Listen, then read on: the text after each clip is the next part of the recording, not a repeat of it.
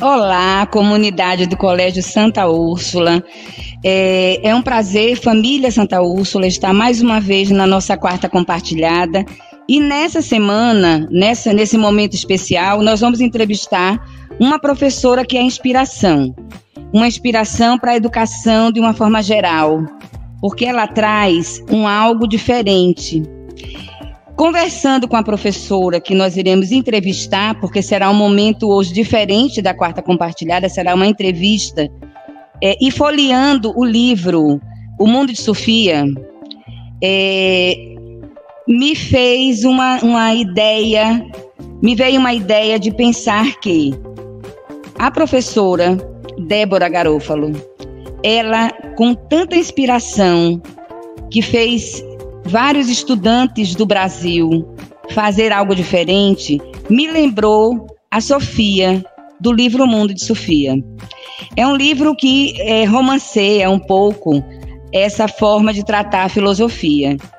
E num dos capítulos do livro, Sofia diz que o Lego é o brinquedo mais genial do mundo. Ela recebe essa mensagem, na verdade.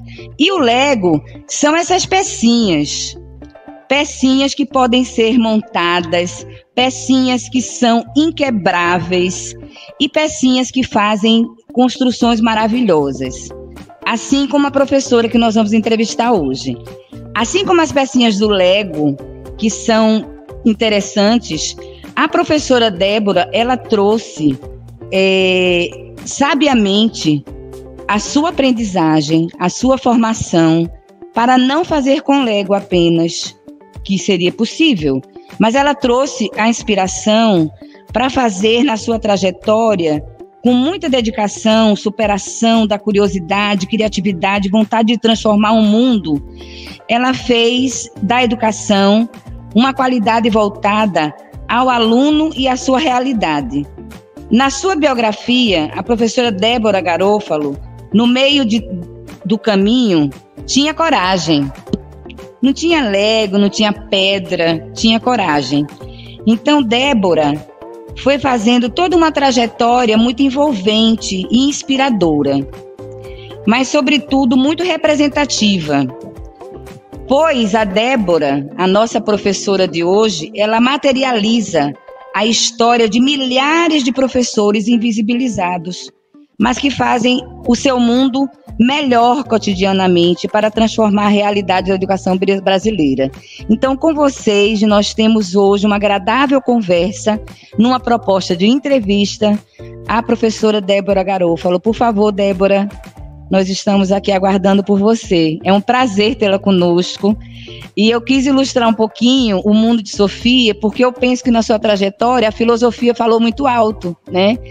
Então, ilustrar um pouquinho essa possibilidade de construção, de imaginação, de criatividade, eu penso que você foi essa professora e é essa professora que trouxe essa vontade de fazer diferente.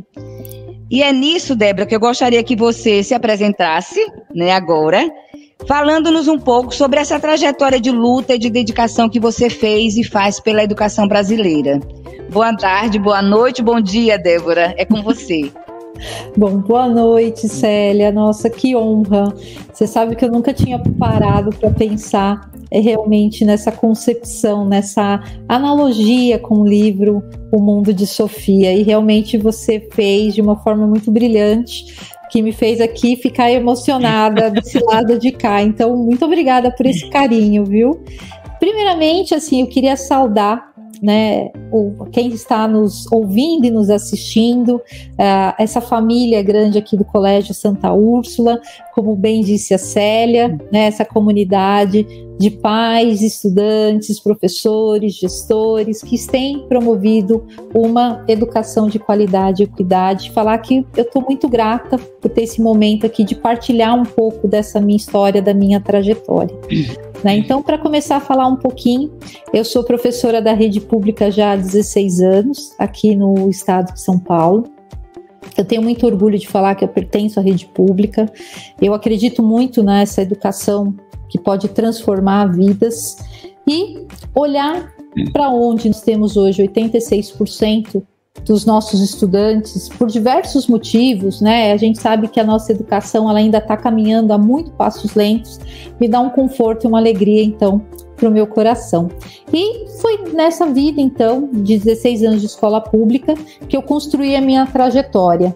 Eu sou formada totalmente na área de humanas, né, com pedagogia, letras, mestra em linguística, e todo mundo causa, então, esse espantamento, né? Como uma professora de humanas fez um trabalho de robótica, né? Mas justamente eu fiz esse trabalho por entender, Célia, que é importantíssimo a gente atender os anseios dos nossos jovens hoje, atender também anseios dos nossos professores que clamam pelo uso da tecnologia. Não de qualquer tecnologia, porque a tecnologia ela vai muito além de aparatos, de conectividade, de questão de infraestrutura, mas justamente de trabalhar uma tecnologia que é social, que é alimentada pela inovação, alimentada pela curiosidade, pela criatividade, pela inventividade. Então, ao longo da minha trajetória aí, eu me identifico muito com a tecnologia e resolvi sair da minha zona de conforto, né? Inicialmente ali a área de humanas, para trabalhar com tecnologia em comunidades carentes. E hoje, atualmente, estou aqui na Secretaria Estadual de Educação, sou coordenadora de Tecnologia e Inovação, justamente pensando em democratizar um pouco desse acesso, mas também levar o meu trabalho a milhares de estudantes, de professoras, não só aqui no estado de São Paulo, pelo Brasil. Então, por isso, me sinto honrada aqui de poder compartilhar um pouco dessa trajetória com vocês. Muito legal. E o tema de hoje, Débora, é Inove, novas formas de ensinar. E pelo que eu percebo, você tem essa ideia de ter novas formas de ensinar, não é? Porque as competências essencialmente humanas, e você está trazendo um pouco isso para a gente, são desenvolvidas a partir de abordagens mais ativas, não é? E colaborativas também. O seu trabalho trouxe essa perspectiva porque você enxerga no seu aluno a possibilidade dele lançar mão de uma interação, né, do compartilhamento entre os pares. E os pares não são 2 alunos apenas, né? Principalmente em se tratando de uma escola pública ou mesmo na escola particular. Quando a gente fala de pares, a gente está falando de grupos de alunos, né, de diferentes, de conversas, de criatividade, de inventividade, como você bem citou. E, além de tudo, é construir o respeito, né, Débora? O respeito à tolerância que precisa se ter para se conviver também trabalhando com esses recursos tecnológicos. E hoje você tem atuado fortemente com inovação. Atualmente você está nessa coordenação do Centro de Inovação da Secretaria de Educação, não é isso? No estado de São Paulo. Eu de vez em quando acompanho algumas lives que vocês organizam lá na parte de formação de professores, que assim é muito rico, né? Vocês têm essa possibilidade, hoje nós temos com a tecnologia de transitar muito bem, né, diante de todo esse contexto, com práticas educacionais que visam o futuro. E é isso, a gente tem assim todo um processo diferente com toda essa movimentação que está sendo feita, né? E Débora, nessa perspectiva nossa de hoje trabalhar e conversar sobre tecnologia e inovação, eu tenho aqui também em mãos um livro que você tem um texto nele, que é esse daqui, ó, né? Então, Débora, ele fala sobre o STEAM na sala de aula, né? Como você vê a importância de práticas como o STEAM? Aprendizagem baseada em projeto, aprendizagem baseada em problemas e os desafios imersivos na educação do professor. Como é que você enxerga esse trabalho, Débora? No livro você traz muitas dicas, você traz a sua concepção de aprendizagem também. Então, assim, falar para o nosso público que é hoje professor, que é aluno, que é família, nessa possibilidade de mudança que nós temos, e cada vez mais batendo em nossa porta, o que é que você pode nos apresentar como esses desafios imersivos hoje nessa atuação do professor, Débora? Perfeito, Célia. Eu acho que você trouxe um ponto que é essencial a todos nós, que são novas maneiras de conceber a educação. Se a gente olhar para o nosso passado, recente ainda na história da educação, a gente vai ver que houve uma grande transformação, né? Eu me lembro de ser estudante e de não ter acesso à informação como nós temos hoje, né? No meu tempo, a gente tinha que se locomover a uma biblioteca, você tinha muito conhecimento dos livros, e o professor, sim, era aquele que detinha o conhecimento, porque você não tinha essa questão do cyberespaço com o avanço da internet. E a internet, então, ela mudou também a nossa forma de viver, a nossa forma de interagir com as pessoas, mas principalmente também a nossa forma de ensinar, aprender e ensinar. E diante desse cenário, eu acho que sem dúvida nenhuma é essencial a gente estar sempre se questionando o que faz mais sentido para os meus estudantes. Entendendo que a tecnologia ela é uma ferramenta maravilhosa, mas que por ela, né, por si só, ela não traz um benefício à educação. Ela precisa vir acompanhada de objetivos muito claros. E aí que entra o papel, então, dessas metodologias inovadoras, dessas abordagens ativas, que tem esse poder de trazer o estudante para o centro do processo de aprendizagem, de fazer ele se tornar protagonista, e o professor ali como mediador de conhecimento. Ao resolver problemas da comunidade escolar, do território educativo, e eu não tenho dúvida que mesmo diante hoje da comunidade do colégio, muitos dos problemas nascem também para dentro da escola e são advindos do território educativo. Então, ter a oportunidade de explorar isso através de investigação, como abordagem STEM, né? STEAM, eu gosto mais do STEAM, porque a gente envolve artes, né? É um tema que é importante de falar, que é um tema investigativo, que aborda diversas áreas do conhecimento, como matemática, ciências, inglês, artes, né, matemática ali muito amplo, né, Débora? Muito amplo, para você explorar diversas frentes e você construir o seu projeto, um projeto integrador. Então são abordagens que fazem exatamente o estudante poder refletir, poder vivenciar, poder ter um aprendizado que passa pelas suas mãos. E o professor ter a oportunidade de aprender junto com esses estudantes e colocando também no papel de aprendente, mas mediando essa construção do conhecimento, que ela se torna muito rica, né? Porque ao fazer um processo investigativo, ao você ali trabalhar com a colaboração, ao trabalhar com resoluções de problema, o estudante está vivenciando muito daqueles conteúdos, né? Que parece que, nossa, para que eu vou usar isso, né? Ontem até a gente estava brincando, falando um pouco sobre essa questão do drone, né? E aí eles os nossos estudantes perguntam muito, né? Para que eu preciso aprender equação de segundo grau, por exemplo, né? No drone, você precisa colocar esses conhecimentos em prática.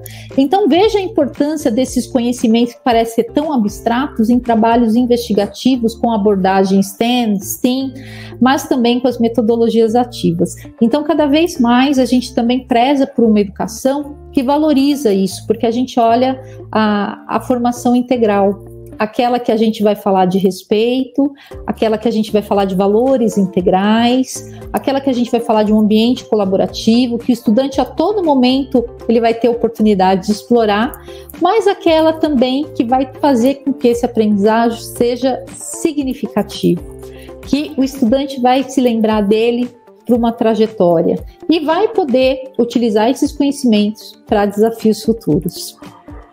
Essa atividade do drone que você fala já foi por esses dias, não foi, Débora? Que vocês fizeram alguma coisa também aí? Foi sim. Foi um estudante aqui da escola pública. Ele desenvolveu um drone, Célia, com papelão. Olha só que bacana. Porque a proposta dele era justamente chamar atenção para o meio ambiente, né? Então, fazer um drone que fosse sustentável, com a utilização de materiais recicláveis, adquirindo componentes eletrônicos para projetar esse drone, mas trabalhando a questão da simetria. E foi muito bacana conversar com esse estudante e ele falar da potência, né? E a gente associa muito o drone também à área de exatas, né? Isso. E ele desmistificou um pouco isso, viu, Célia? Ele trouxe uma outra percepção do drone, de trabalhar com as áreas humanas. Por exemplo, do drone fotografar espaços culturais aqui da cidade de São Paulo. Muito Olha legal. Que projeto bacana. Muito. Envolvendo muita investigação, né? Isso. E fazendo os colegas deles perceberem que existe todo um território aí, que não é só o território da escola que precisa ser explorado, mas o território da cidade também. Olha que isso, bacana. Ele faz um trabalho interdisciplinar nesse contexto, né, Débora? Totalmente. Então, muito interessante. Essas metodologias ativas e essas abordagens inovadoras como STEAM e STEM, na verdade, dão essa oportunidade do estudante justamente trabalhar de forma interdisciplinar, mas de uma forma muito natural e muito rica, né? Porque ele vai ter diversos ambientes, diversas áreas do conhecimento que ele vai estar ali exercitando, vai estar colocando em prática para essas construções. Muito legal. E por fim, Débora, nosso papo já está acabando, né? Por fim, é importante trazermos uma reflexão da seguinte forma, né? Temos uma heterogeneidade nas equipes de professores. Essa é uma realidade, né? Do perfil, do porte e contexto das escolas e dos sistemas também. Tanto em relação ao domínio tecnológico desse profissional, mas também metodológico. Fazer inovação requer um bom plano pedagógico, uma vontade, né? Um investimento também pessoal, e também tecnológico, estrutural e de formação. Seja a escola que implemente, seja o próprio sujeito que perceba, não é, que precisa dessa formação e corra atrás. Mas é preciso compreender, sobretudo, que é um processo que demora um pouquinho, que existe muita dedicação e também resiliência, não é verdade? E na sua trajetória, como é que você reflete esse contexto? Curiosidade, vontade de fazer acontecer, muito estudo e preparação, paciência. Nesse momento que nos aproximamos do final dessa conversa tão inspiradora, qual a mensagem que você deixa, Débora, para nossos times docentes e técnicos, mas também para os alunos? Porque eu percebo que você tem, como uma boa professora, um carinho enorme pelos alunos, né? Então, assim, eu queria ouvir um pouquinho dessas dicas que uma professora como você, Débora, que é tão inspiradora diante de tantos projetos que você já vem realizando. Eu ouvi outro dia que você tem sido chamada de rainha da robótica também, né? Então, assim, que legal você ter uma inspiração e vai, na verdade, recebendo várias homenagens ao longo da sua trajetória, né? Nesse bojo, dicas você deve ter aí guardada na sua caixinha. Então, que dicas você pode trazer para a nossa equipe, tanto para professores, mas como as equipes pedagógicas, mas também para os nossos alunos, Débora? Perfeito, Célia. Eu queria muito agradecer novamente essa oportunidade de poder estar falando, né? É sempre um prazer falar para professor, falar para estudante particular. Eu acredito, enquanto realmente falando de professor para professores, né, que para a gente dar o primeiro passo rumo a uma educação inovadora, que ela seja transformadora, a gente tem que se permitir. Foi assim um pouco comigo, por isso que logo no comecinho eu brinquei, né, de falar, olha, eu sou de humanas, faço um trabalho muito voltado à tecnologia, porque quando eu comecei esse trabalho, eu não tinha conhecimento, mas eu tinha vontade.